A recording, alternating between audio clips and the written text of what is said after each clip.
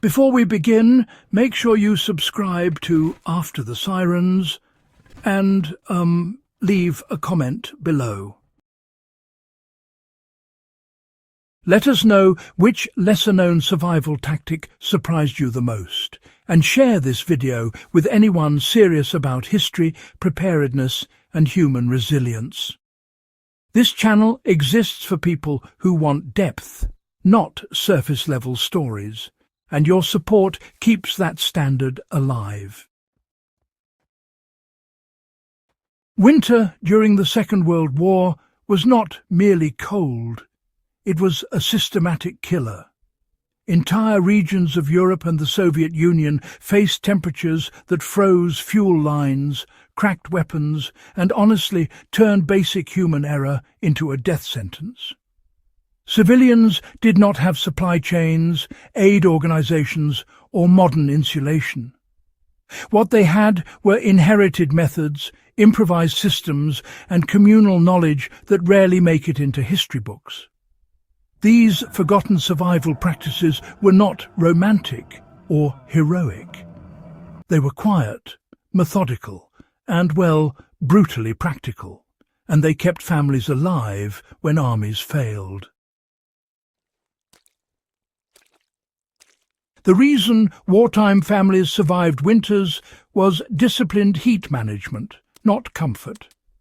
Most civilians understood that heat was a finite resource.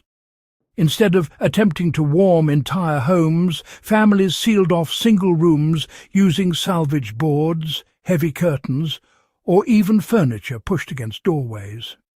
These rooms became winter cores, where cooking, sleeping, and daily life occurred.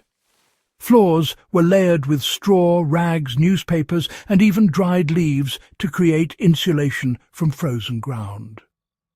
Modern survivalists can apply this principle by learning zone heating, reducing heat loss rather than increasing heat output, and practicing how to insulate a single livable space during power outages.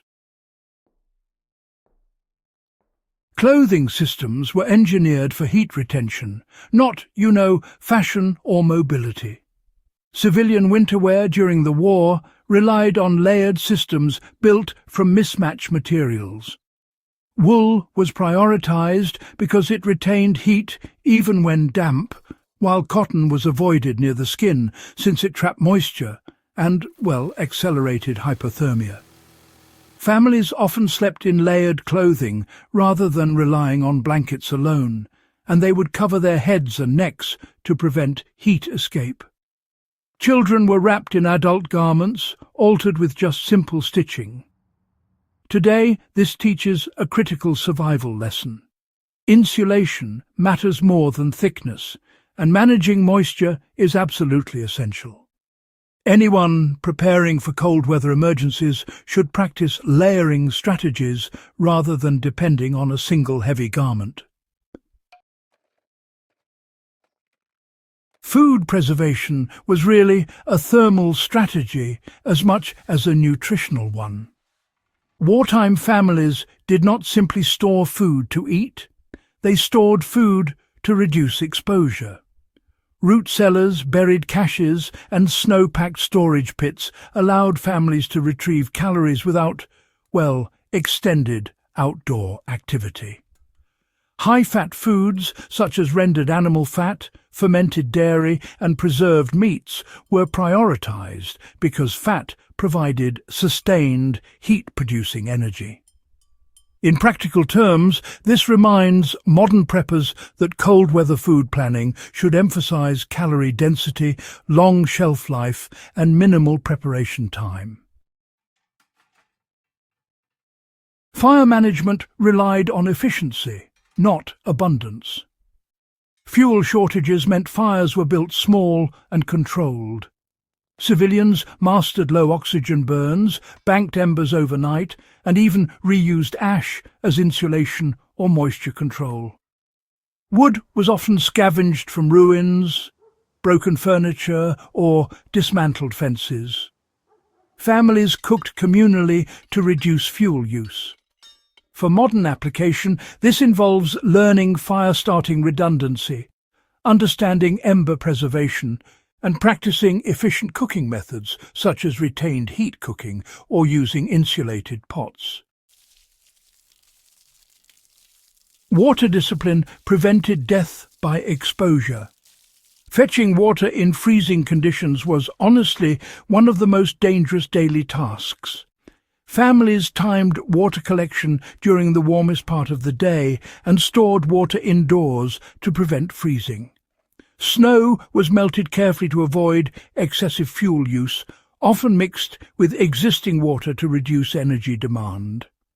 Today, this translates to planning indoor water storage, learning snow melting efficiency, and understanding that hydration in cold environments is a survival priority, not a comfort. Sleep systems were engineered for survival rather than rest. Families often slept together to share body heat, positioning the weakest members in the center. Beds were raised off the floor using bricks, crates, or wood scraps to reduce conductive heat loss. Breath moisture was managed by ventilation gaps to prevent dampness. Modern survivalists can practice cold-weather sleep setups that prioritize elevation, shared insulation, and moisture control, rather than relying on sleeping bags alone. Community knowledge networks saved more lives than individual strength. One of the most overlooked aspects of wartime winter survival was information sharing. Families exchanged knowledge about insulation techniques, food preservation tricks, and early signs of frostbite. Those who isolated themselves without shared knowledge faced higher mortality. For modern audiences, this reinforces the importance of community preparedness, shared skills training, and communication networks during prolonged crises. The greatest lesson from these forgotten methods is that survival was never accidental. Families who lived through deadly winters did so because they treated cold as a system to be managed, not an enemy to be fought blindly. Every action reduced exposure, conserved energy, and protected the most vulnerable. These methods remain relevant today in power failures, natural disasters, and long-term grid disruptions.